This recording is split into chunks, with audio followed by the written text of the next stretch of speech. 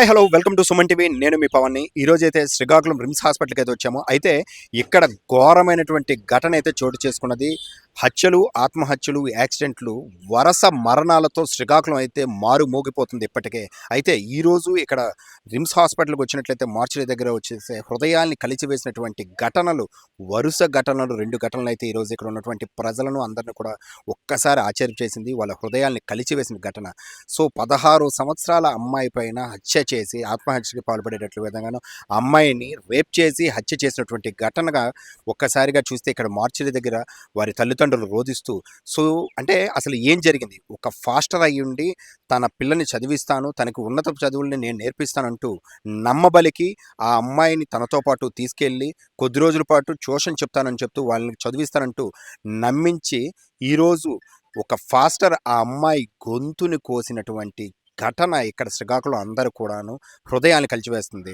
యథావిధిగానే ఎప్పటిలాగే వాళ్ళ తల్లిదండ్రులకి మీ పాపని ట్యూషన్కి చెప్పించాలి, 10th క్లాస్కి వచ్చింది కాబట్టి ఇంగ్లీష్లోని కొంచెం ప్రావీణ్యత పెంచాలి అంటూ ఆ అమ్మాయిని ఇక్కడ శ్రీకాకుళం తీసుకెళ్తానంటూ చెప్పి కారులో తీసుకొచ్చి ఆ అమ్మాయిని ఏదైతే హత్యా ప్రయత్నం చేశారు, అదేవిధంగా హత్యా ప్రయత్నం తర్వాత ఆ అమ్మాయిని చంపివేసేసి సో చనిపోయిందని నిర్ధారించిన తర్వాత 48 గంటల పాటు శవాన్ని తనతో పాటే ఉంచుకుంటూ చుట్టుప్రక్కల ఎవరికి కూడా అనుమానం రాకుండా కూడాను వారి యొక్క బంధువులతో మీ అమ్మాయి చనిపోయిందంటూ బేరసారాలు సాగించాడు.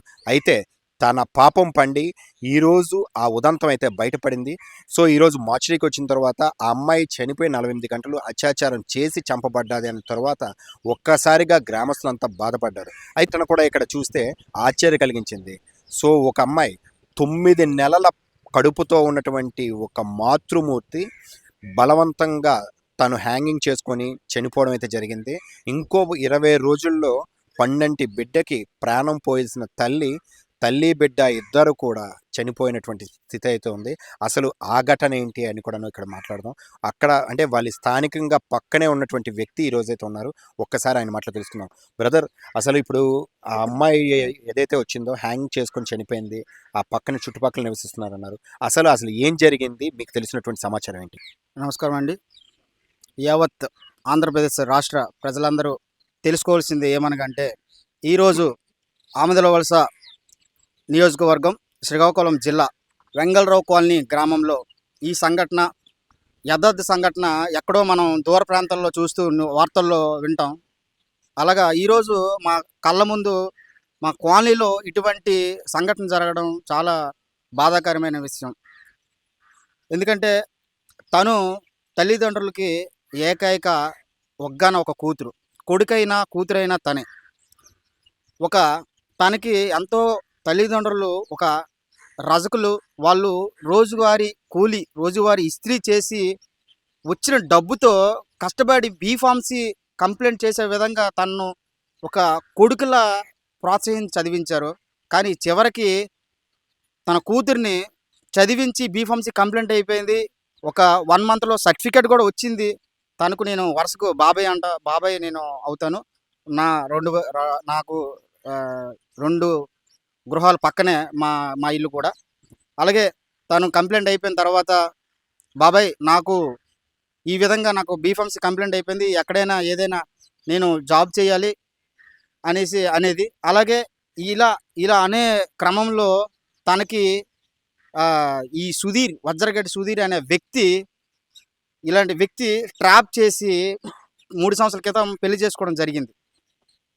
సో పెళ్లి చేసుకున్న తర్వాత ఈవిడ తల్లిదండ్రులను కూడా పక్కన పెట్టి, వాళ్ళ కుటుంబాలను సైతం పక్కన పెట్టి ఆలోచించకుండా, చిన్నపిల్లల మనస్తత్వంతో తాను ఏది ఆలోచించకుండా, వెనక ముందు ఏమీ ఆలోచించకుండా తనతో నమ్మకంగా వెళ్ళిపోయిన తర్వాత కూడా తను చూసుకుంటాడనే నమ్మకం తనకు కలిగించకుండా, మ్యారేజ్ పెద్దలను ఎదిరించి కూడా పెళ్లి చేసుకొని, గుడిలో మ్యారేజ్ చేసుకొని వాళ్ళ మట్టుకు వాళ్ళు బతకడం జరిగింది.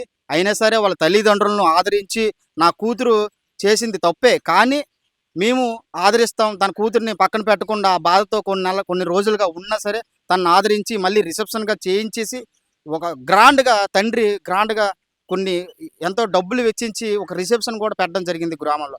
సో ఈరోజు అటువంటి కూతురిని ఎలా చూసుకోవాలంటే అల్లుడు ఈరోజు తన ఇంటికి తీసుకెళ్ళి తను ఏంటంటే ఏం జరిగిందో కూడా వీళ్ళకి తెలియకుండా చేసిన రోజులు అవి. కానీ కనీసం అటువంటి సంఘటనలు నేను పెళ్లి చేసుకొని వెళ్ళిపోయాను కదా, ఇటువంటి సంఘటన ఈ టైంలో అంటే తను బాధలు చిత్రహింసలు అనుభవించింది, కానీ తన బాధలు చిత్రహింసలు అనేవి వాళ్ళ కుటుంబాలను సైతం ఎవరికి చెప్పినా సరే వినిపించుకోరు అనే విధంగా తన మనసులోనే కుమిలిపోయి 3 సంవత్సరాలుగా అనుభవించిందేమో. అటువంటి అనుమానాలు కూడా ఉన్నాయి. పక్కన పెడితే తర్వాత కన్సీవ్ అవ్వడం, ఒక ఈ అమ్మాయి కన్సీవ్ అవ్వకముందు 2 నెలల ముందు జెమ్స్ హాస్పిటల్లో అబ్బాయి కష్టపడకుండా నా కాళ్ళ మీద నేను బతుకుతానని జెమ్స్ హాస్పిటల్ కూడా ఫార్మసీలో ఒక 2 నెలలు జాబ్ చేయడం జరిగింది. తర్వాత కన్సీవ్ అయిన తర్వాత తను చేయలేని పక్షంలో తను ఇంట్లోనే ఉండిపోవడం జరిగింది. కానీ చివరికి అబ్బాయి ఆమె జాబ్ చేసిన తర్వాత కూడా నా భర్తని నేను పోషించుకోవాలి, నా భర్త ఖాళీగా ఉన్నా సరే ఇల్లు గడవక ఏదైనా ఉంటే నేను పోషించుకోవాలనే నెపంతో అంత కష్టపడినా కూడా ఆయన వ్యక్తి సుధీర్ అనే వ్యక్తి వీళ్ళ కుటుంబాలు సైతం నానా హింసలో పెట్టడం జరిగిందేమో బహుశా. ఇది చాలా అనుమానాలు ఉన్నాయి. దయచేసి అలాగే సారీ అదే అంటే ఎందుకు మాట్లాడలేకపోతానంటే పక్కన జరగడం కూడా ఈ విధంగా మేము మాట్లాడలేకపోతున్నాం. ఎక్కడో తెలంగాణలో సైతం ఆమె 20 సంవత్సరాల నిండు 6 నెలల గర్భిణి వైష్ణవ్ అనే యూట్యూబర్ హరిబాబు అనే వ్యక్తి చిత్రహింసలు పెట్టి చంపడం జరిగింది. అక్కడ సోషల్ మీడియా వేదికగా అందరూ, అక్కడ రాష్ట్రం మొత్తం ప్రజలందరూ స్పందించారు. కానీ ఇక్కడ ఇటువంటి దుర్మార్గమైన సంఘటనలు జరుగుతున్నా సరే మన ఆంధ్రప్రదేశ్ రాష్ట్రంలో మన శ్రీకాకుళం జిల్లాలో ఇలాంటివి ఎన్నో జరుగుతున్నాయి. కానీ ఇలాంటివన్నీ కప్పిపుచ్చుకొని లోపలే పెద్దల సమక్షంలో ఒక రాజకీయ వ్యవస్థల్లో ఇటువంటి సంఘటనలు బయటికి రాకుండా కప్పిపుచ్చిస్తున్నారు. చాలా బాధగా ఉంది సార్. ఇటువంటి వ్యవస్థపై, ఇటువంటి జరిగిన దుర్మార్గమైన సంఘటనలపై పోలీసు వ్యవస్థ కూడా దృష్టి పెట్టాల్సిన అవసరం అయితే ఉంది. వాళ్ళ కుటుంబాలని సైతం న్యాయం చేయాల్సిన అవసరం అయితే ఉంది సార్.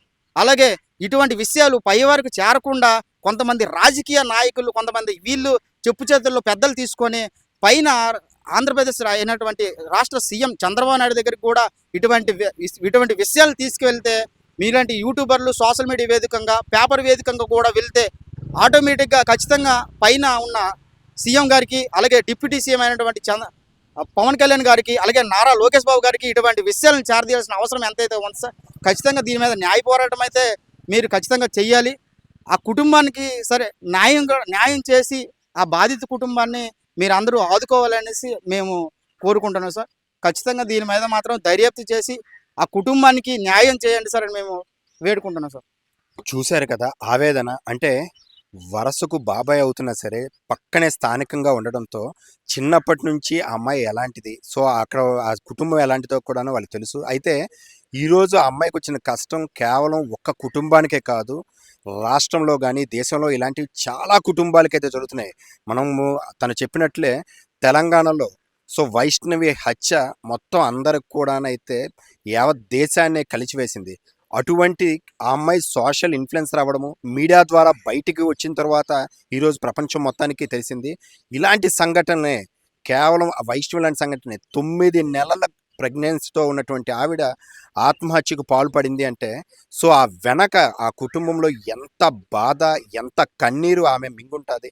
సో అటువంటి కన్నీరు గాథలు ఎన్నెన్నో కేవలం కప్పిపుచ్చే ప్రయత్నాలు చేస్తున్నారు తప్ప అవి ఆపి భవిష్యత్తులో ఇటువంటివి పునరావృతం అవ్వకుండా కఠినమైనటువంటి చర్యలు తీసుకోవాల్సినటువంటి సమయం అయితే వచ్చింది. ఎందుకంటే ఈరోజు చూస్తే కేవలం చిన్న మైనర్ బాలికలపైన ఆత్మహత్యలు చేయడము, సో హత్యలు చేయడం కూడాను చూస్తున్నాం.